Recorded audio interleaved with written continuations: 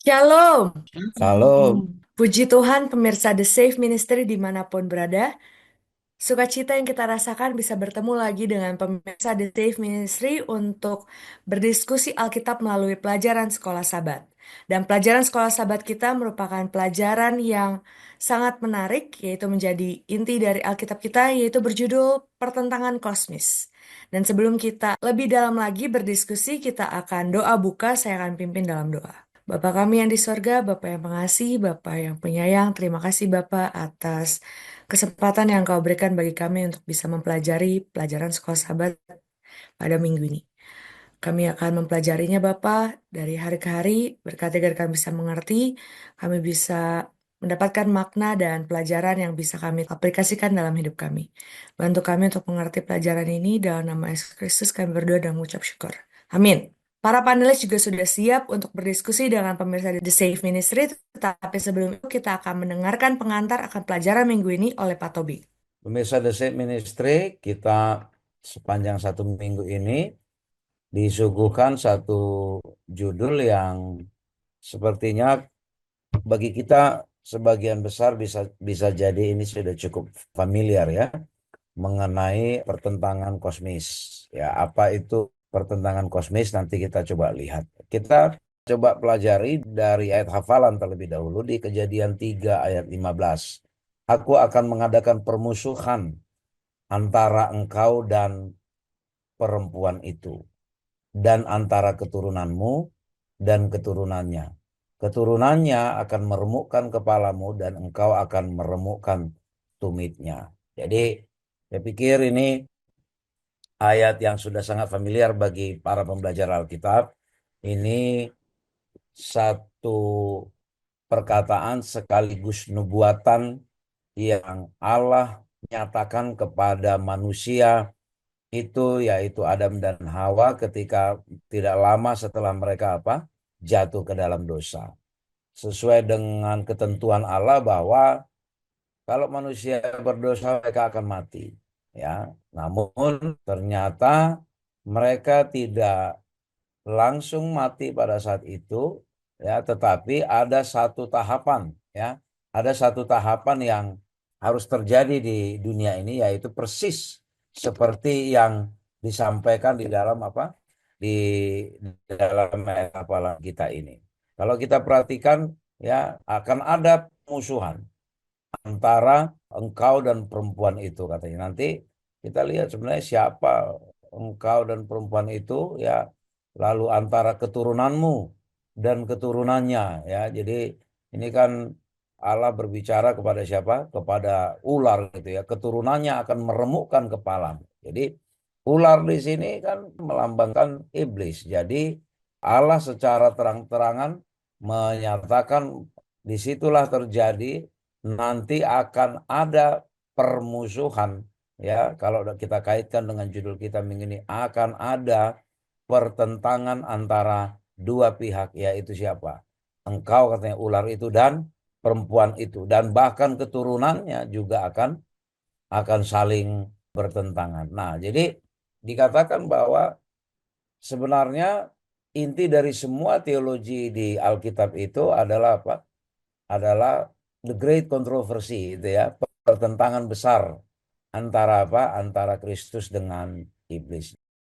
Tapi banyak orang Kristen yang tidak menerima ini, gitu ya, tidak menerima ini. Tapi padahal sebenarnya itulah pergolakan, ya, itulah semua inti dari persoalan yang ada di Alkitab, bahwa karena apa? Karena sudah terjadi dosa, sehingga terjadi apa? Pertentangan antara penguasa kegelapan dengan pemilik alam semesta, yaitu.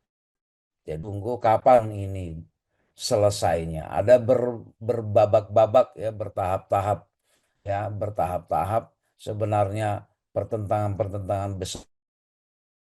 Bahkan sampai mula-mula pada waktu Yesus dicobai juga di padang gurun, lalu Yesus kemudian mati dan bangkit, itu sudah menang sebenarnya, di situ sebenarnya sudah menang, ya, sudah menang lagi. Lalu akan berakhirnya ini nanti kapan? Inilah yang akan kita pelajari, ya, sepanjang satu minggu ini. Demikian Saudara Beatrice dan pemirsa The Safe Ministry. Baik, Pak Tobing. Pemirsa The Safe Ministry sebagai topik pembahasan pertama kita berjudul Seorang Musuh yang Melakukan Hal Itu. Siapakah musuh itu dan apa yang dilakukannya? Kita akan dengarkan penjelasannya dari Pak Tobing. Silakan, Pak. Baik, fokus pelajaran kita hari ini kita coba lihat di Matius 13 ayat 24 sampai 30. Ya, tapi nanti ini kita bagi dengan dua tahap. Tahap pertama ayat 24 sampai 27. Kita coba baca ya. Yesus mengajarkan kepada siapa? Murid-muridnya ada satu perumpamaan lagi. Dia bilang, hal kerajaan surga itu seumpama orang yang menaburkan benih yang baik di ladangnya. Ditabur ya, semua orang lagi tidur, tiba-tiba apa? Datanglah musuhnya menaburkan benih lalang di antara gandum itu lalu pergi. Ketika gandum itu tumbuh dan mulai berbulir, muncullah ya, nampak juga lalang itu. Kita tahu mungkin bagi kita yang cukup akrab dengan dunia pertanian, ya antara gandum dengan lalang itu kalau sepintas saja ngelihatnya itu seolah-olah sama. Ya kita harus ngelihat lebih cermat baru oh terlihat ada perbedaan ya. Kalau lalang itu belum, kalau bulirnya belum tumbuh pun ada perbedaan di garis pinggirnya itu ada kayak warna lebih ungu gitu ya. Lalu sekarang coba kita lihat di ayat 27 ya, kita baca sama-sama ini.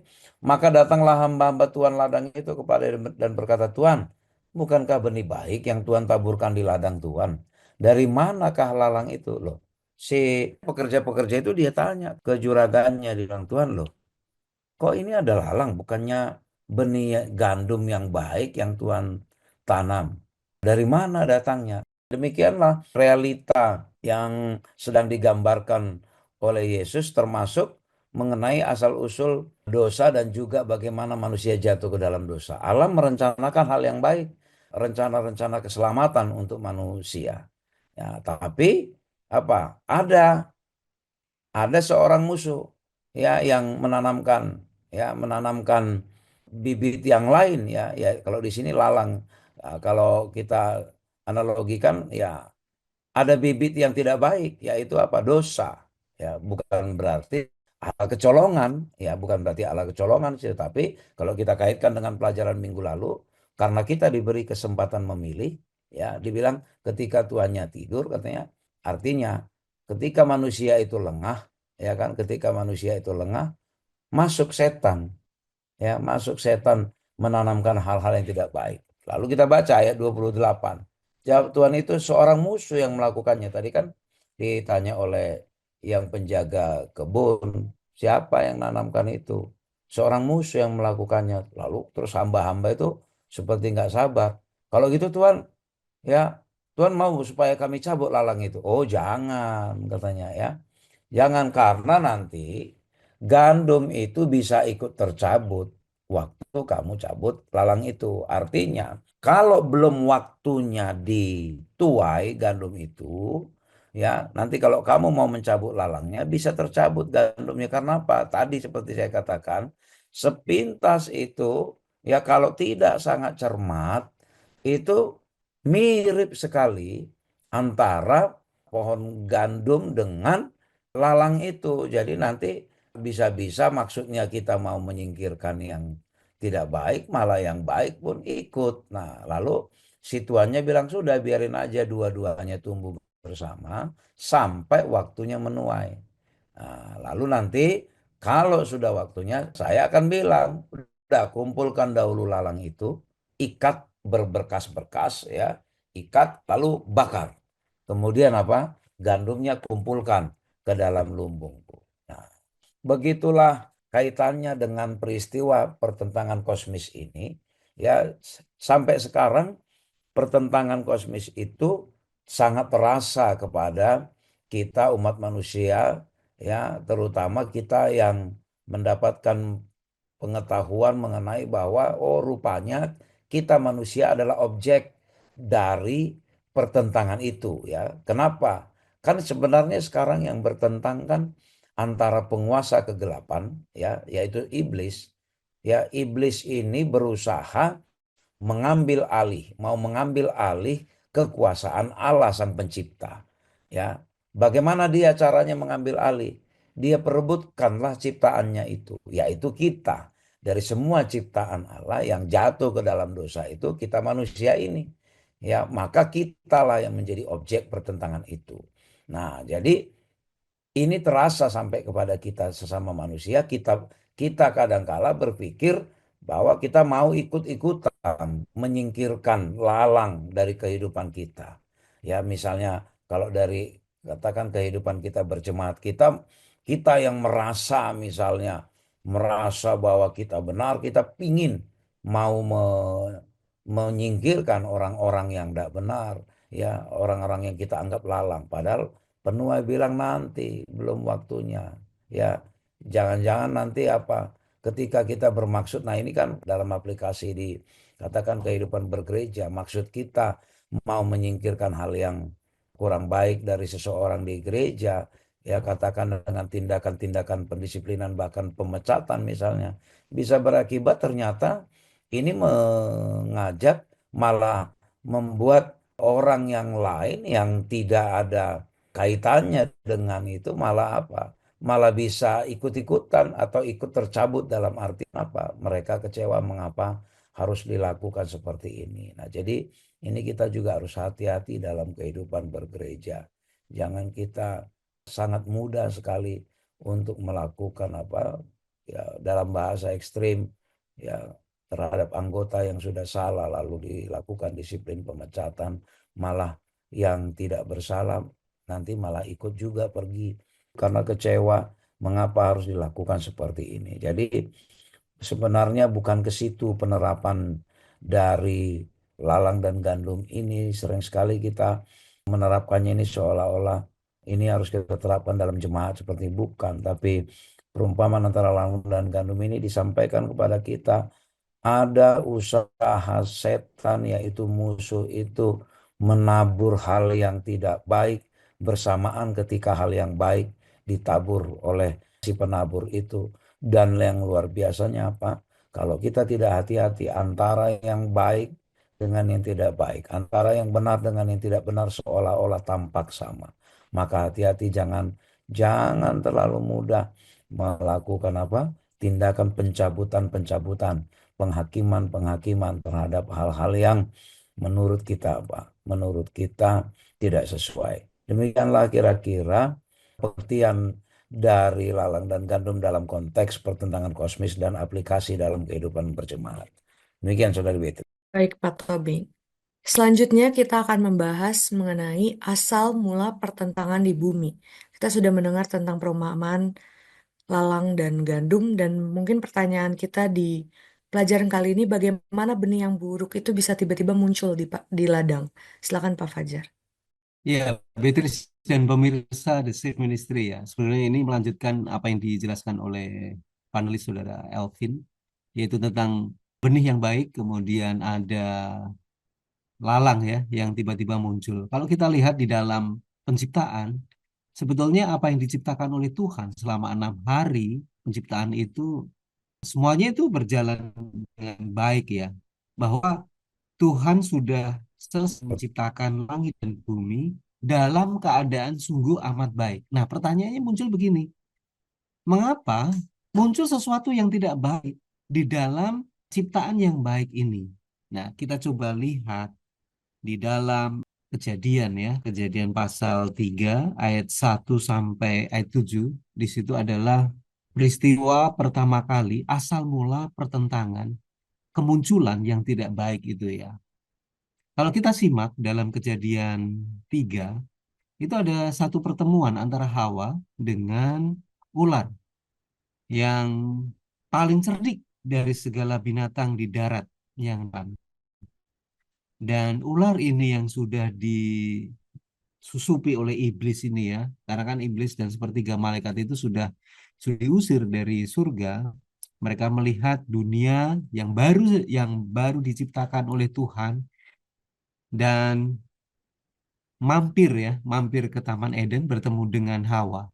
Dan disitulah terjadi satu percakapan, Beatrice, mengenai pohon pengetahuan yang baik dan yang jahat.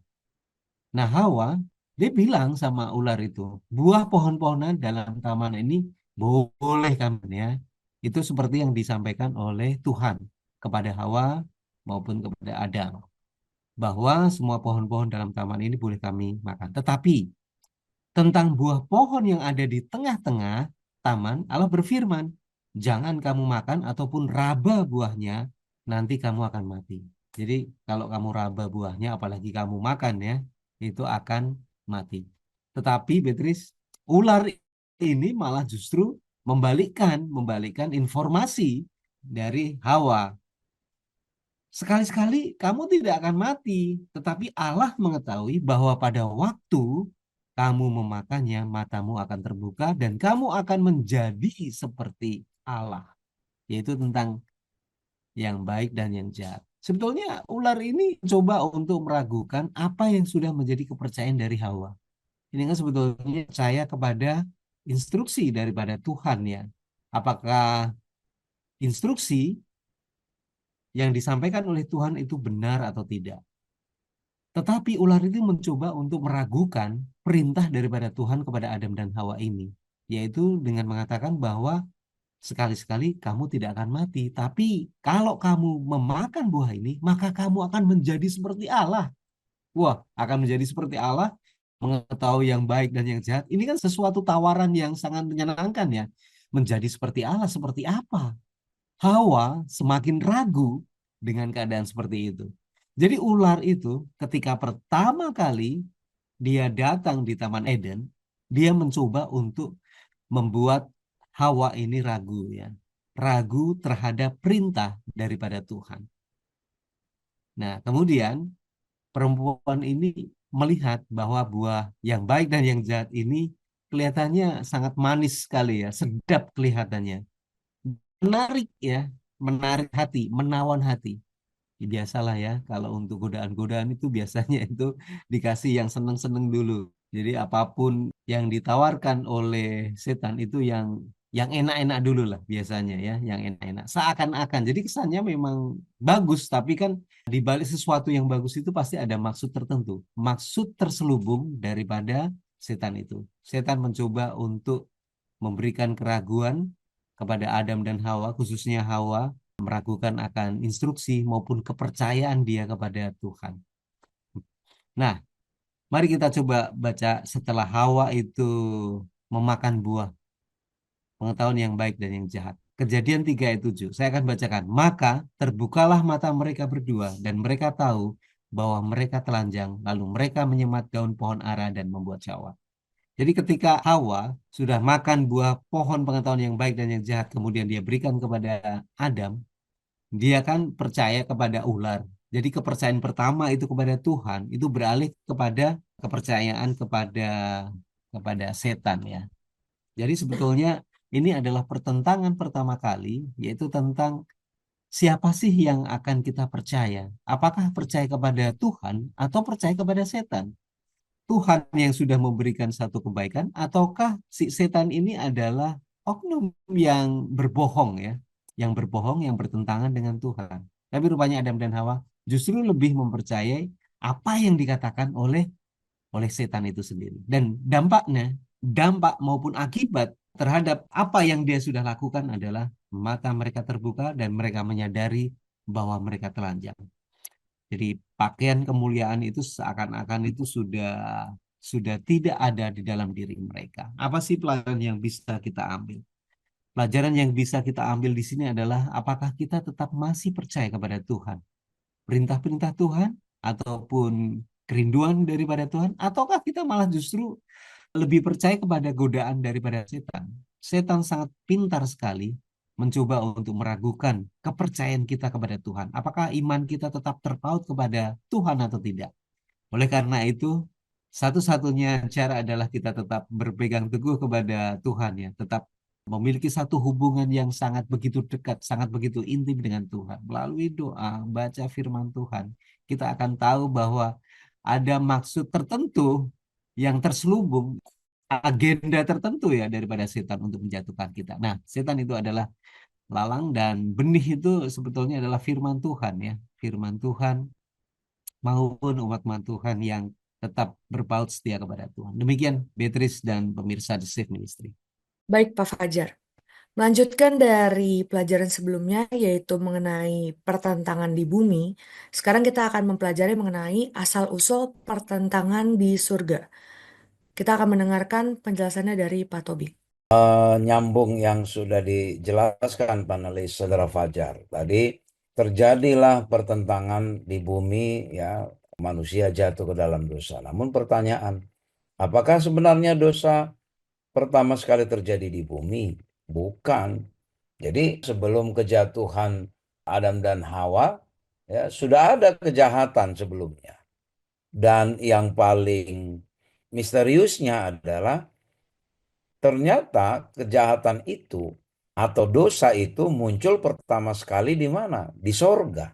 Nah, ini ya, di sorga. Nah, ini yang menjadi, saya pikir, apa ya, tanda tanya besar ya bagi siapapun pengikut Tuhan, pembelajar Alkitab, kenapa bisa muncul dosa di sorga?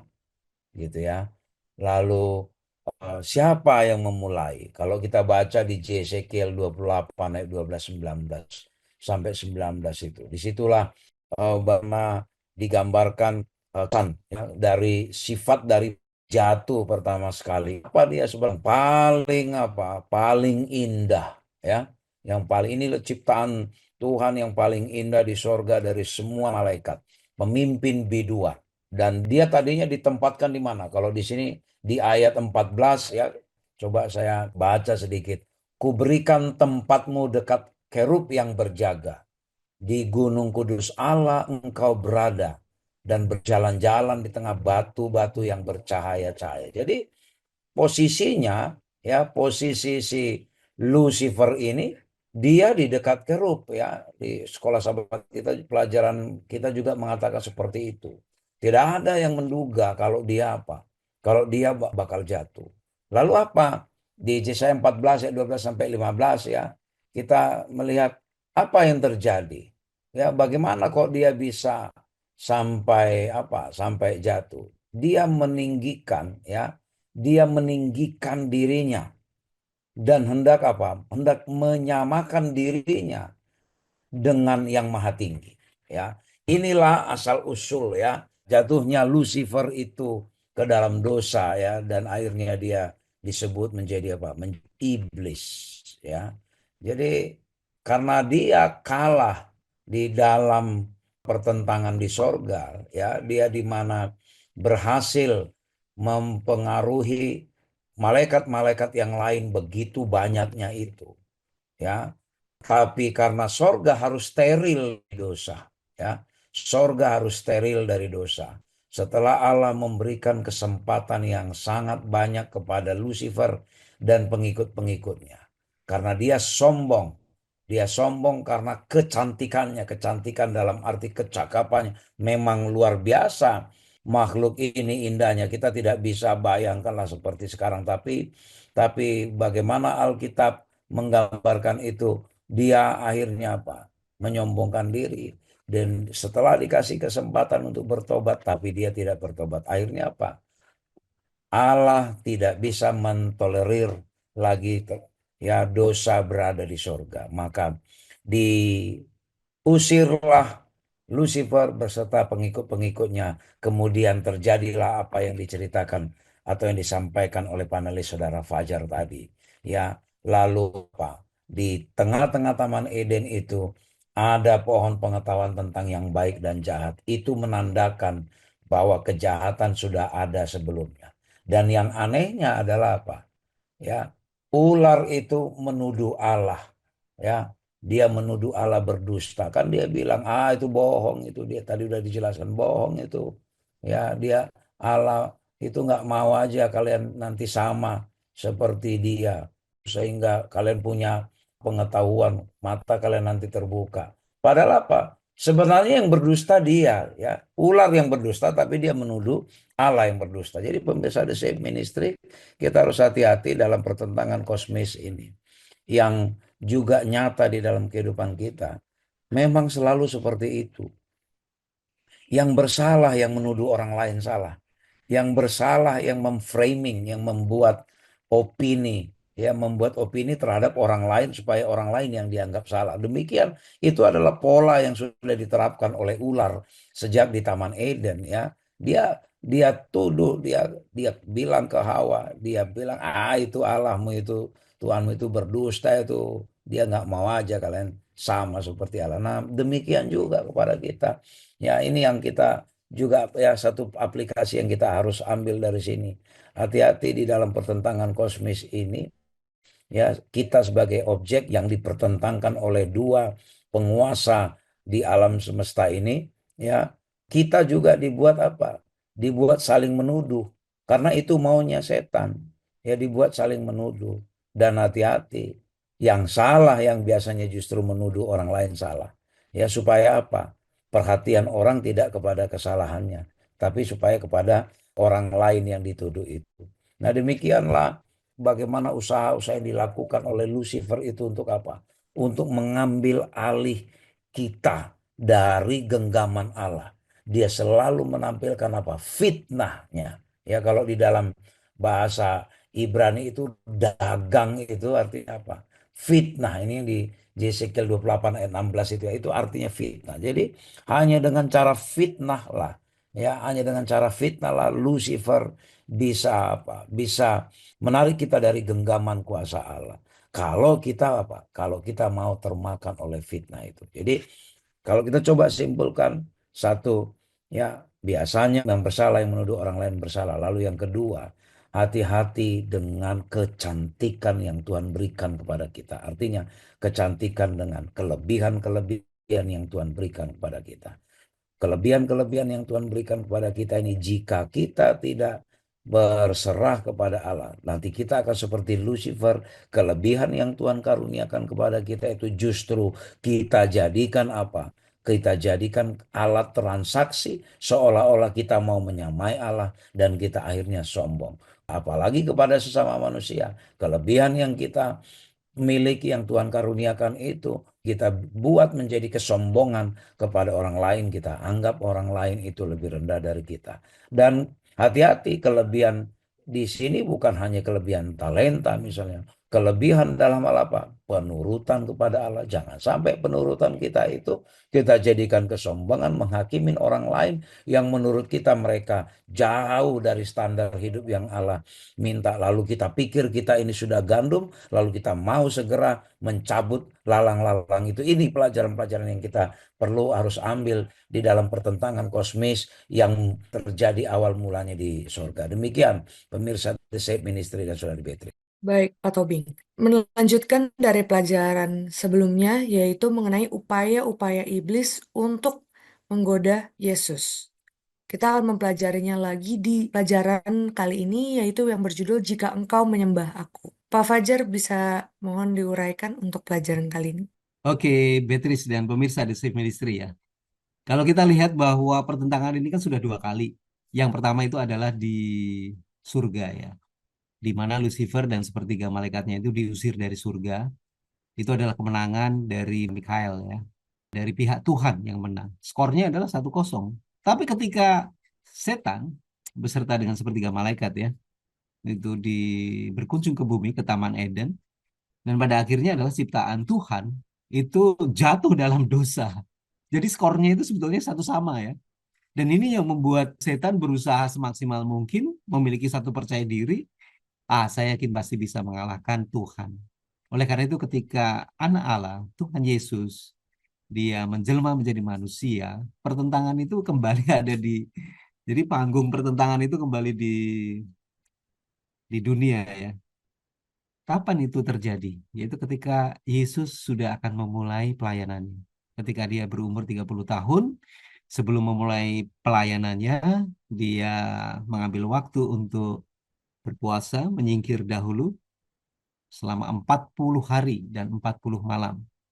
Dan tentunya ini tidak mudah bagi Yesus ya. Menjelma menjadi manusia, berpuasa selama 40 hari dan 40 malam. Dan pada akhirnya ada lapar, Beatrice. Jadi ketika Lucifer atau setan ini ya, yang dulu menjelma menjadi ular, ini mencoba untuk menggoda Yesus. Dia tahu kondisi Yesus itu betul-betul lapar. Dan apa yang ditawarkan setan kepada Yesus ya?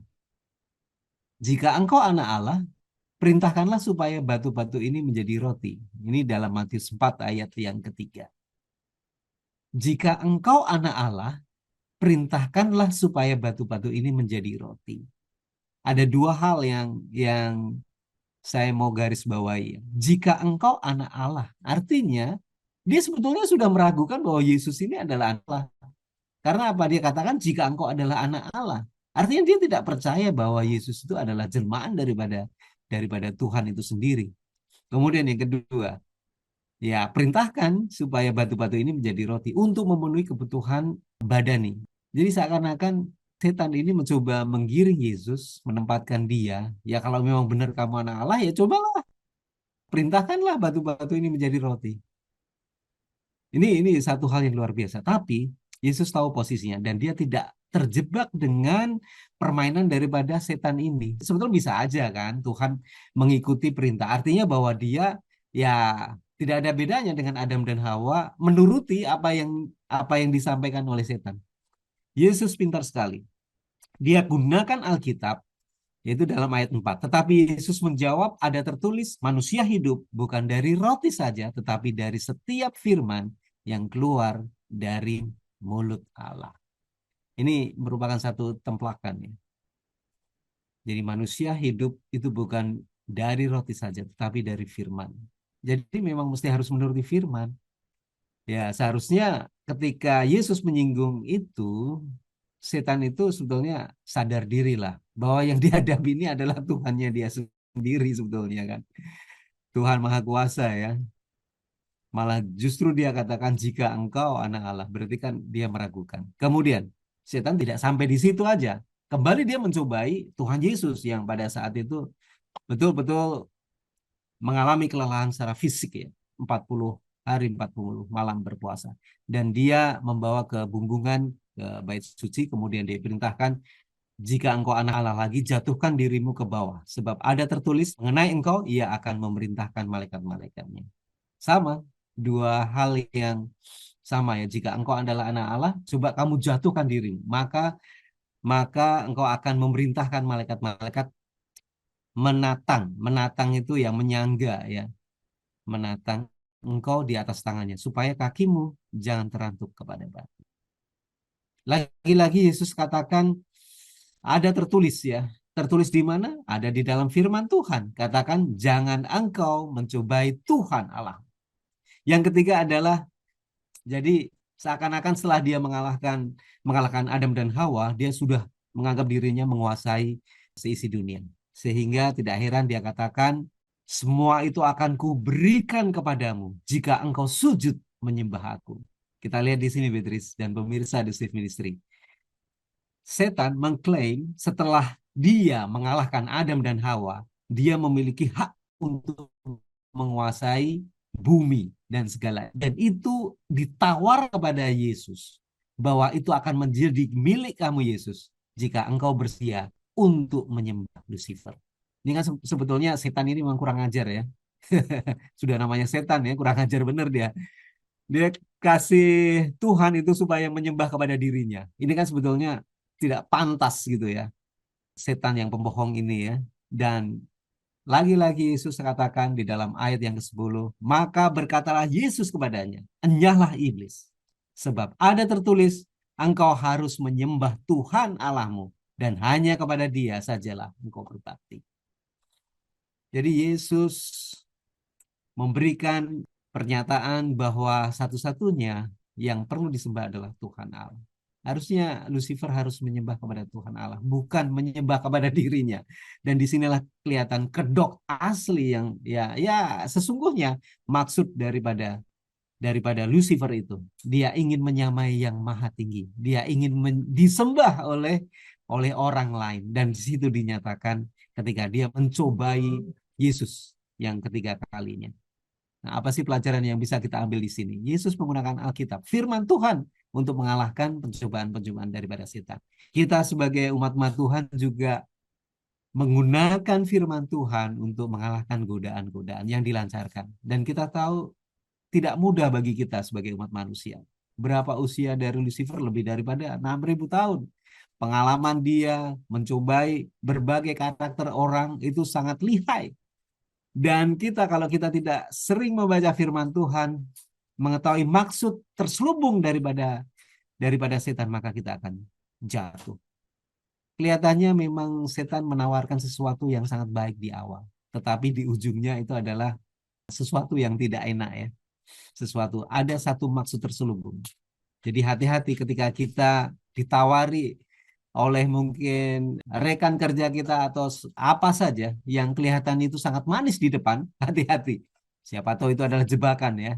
Jebakan Batman ya, biasanya itu justru akan merugikan kita. Oleh karena itu tetaplah berpegang kepada firman Tuhan sebagai landasan yang utama. Demikian Beatrice dan pemirsa The Safe Ministry.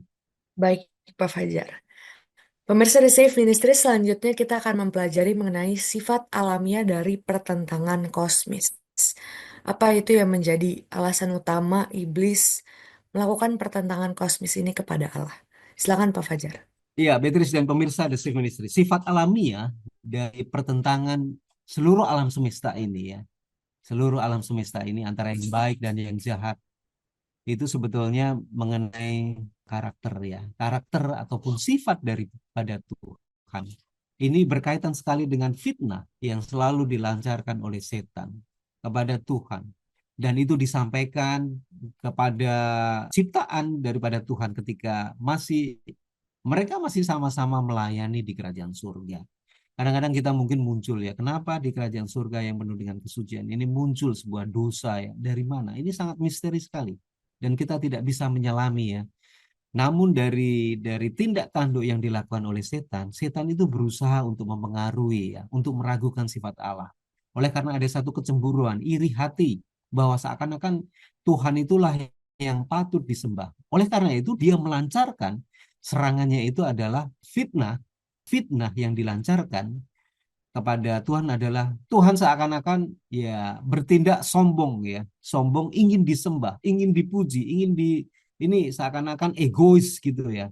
Jadi Tuhan itu tidak memiliki satu kasih yang luar biasa. Bahkan sifat hukum-hukumnya itu sangat otoriter sekali. Jadi pertentangan inilah yang dilancarkan oleh setan ya kepada Tuhan, dan itu disampaikan kepada malaikat-malaikat yang lain bahwa Tuhan yang kita sembah itu sebetulnya Tuhan yang sangat otoriter dan dia tidak memiliki kasih.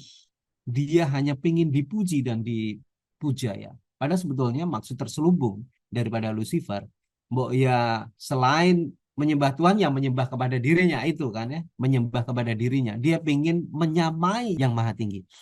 Oleh karena itu dia biarkan bahwa karakter daripada Lucifer itu memang betul-betul ya, bahkan sampai 6.000 tahun lamanya ya, bukan waktu yang sangat singkat, tetapi untuk memberikan kesempatan sebelum Yesus itu disalib, memberikan kesempatan kepada Lucifer, ya dia berbalik dari kejahatannya. Namun apa yang terjadi adalah itu tidak terjadi ya, tidak terjadi apa yang diharapkan.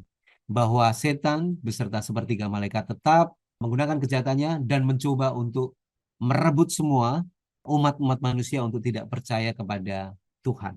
Nah, kalau kita lihat bahwa ada satu agenda lain daripada Lucifer, ada maksud di balik semuanya itu, bahwa dia ingin disembah, kemudian ingin dipuja, bahwa tujuan utamanya itu adalah seperti itu ya. Namun kami yakin percaya bahwa kita sebagai umat-umat Tuhan dibekali oleh firman Tuhan ya. Lagi-lagi karakter seseorang itu akan kita lihat ya pada akhirnya ya. Kita membutuhkan waktu yang tidak sedikit untuk melihat karakter maupun sifat seseorang yang sesungguhnya. Apakah dia memang betul-betul memiliki satu kebaikan atau kejahatan, kita akan bisa lihat di situ. Oleh karena itu, setelah kita lihat pertentangan yang paling utama, yaitu mengenai sifat dan karakter daripada Tuhan, kita tahu bahwa saat ini hanyalah kita memilih menjadi umat-umat Tuhan.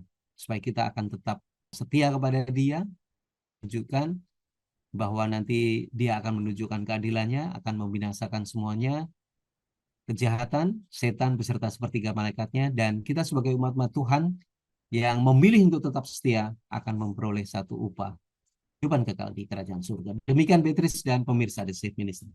Kita sudah sampai di akhir diskusi kita. Kita akan mendengarkan kesimpulan akan pelajaran minggu ini oleh Pak Tobi.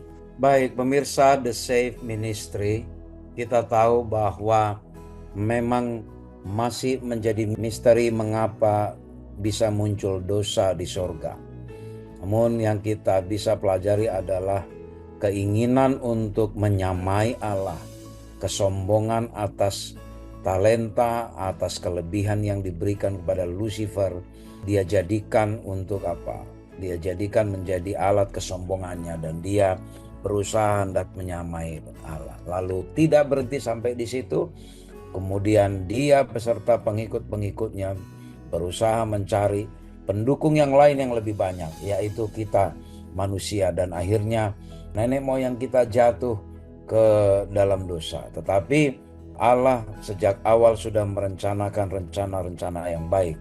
Namun pilihan kita membuat kita menjadi apa? Jatuh ke dalam dosa. Dan kita sekarang adalah objek dari perselisihan yang luar biasa, pertentangan kosmis antara Allah sebagai penguasa yang sesungguhnya dengan Lucifer yang berusaha merebut kekuasaan itu dari Allah sendiri. Jadi sebenarnya ya Allah bisa saja langsung menghapuskan atau melenyapkan Lucifer pada saat itu. Tetapi jika Allah lakukan itu, maka apa yang dituduhkan oleh Lucifer bahwa Allah itu kejam, Allah itu tidak ada kasih, maka itu akan terbukti. Sehingga kalaupun kita menurut di dalam ketakutan. Maka sekarang yang terjadi ini, ketika pertentangan kosmis ini belum berakhir, sebenarnya adalah apa?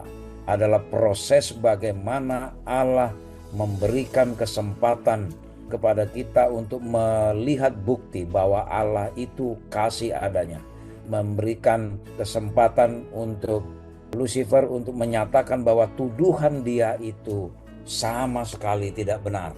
Dan dari pelajaran ini kita diharapkan apa? Biarlah kita mengasihi Allah, ya, oleh karena kita memang menyadari bahwa Allah itu sudah terlebih dahulu mengasihi kita. Dan mari kita jangan lengah, karena iblis, ya Lucifer itu selalu berusaha merebut kita dari kekuasaan Allah, agar dia bisa mendapatkan pengikut sebanyak-banyaknya.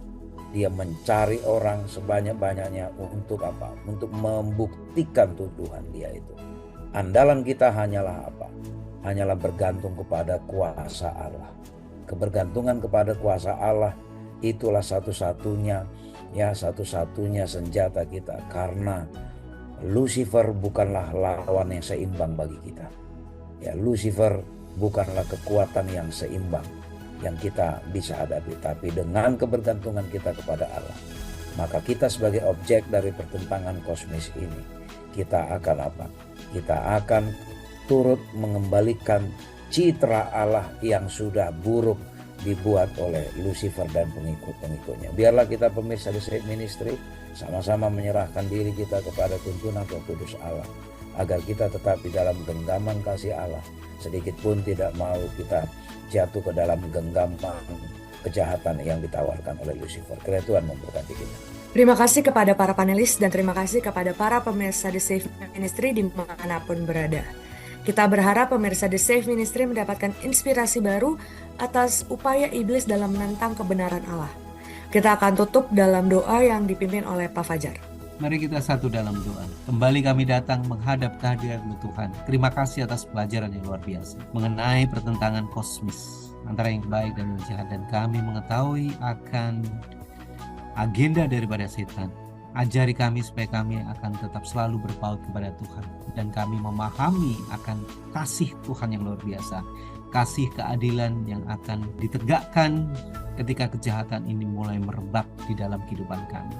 Kami yakin percaya Tuhan akan membantu dan menolong kami. Gunakan kami untuk tetap berpaut setia kepada Engkau, dan kami dapat boleh bagikan akan kasih Tuhan kepada orang lain, sehingga banyak orang yang akan tetap berpaut kepada Tuhan meskipun mereka masih akan mengalami godaan-godaan daripada sekitar. Namun kami akan selalu percaya menaruh percaya terhadap kasih Tuhan yang luar biasa. Terima kasih Tuhan, Kau selalu mendengarkan doa kami, memberkati seluruh pemirsa dimanapun mereka berada. Dan biarlah kami akan tetap bergantung hanya kepada Engkau saja.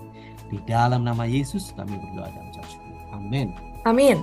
Sukacita yang kita rasakan mendengar pelajaran pada minggu ini, dan kami juga berharap pemirsa The Safe Ministry merasakan sukacita yang sama seperti yang kami rasakan.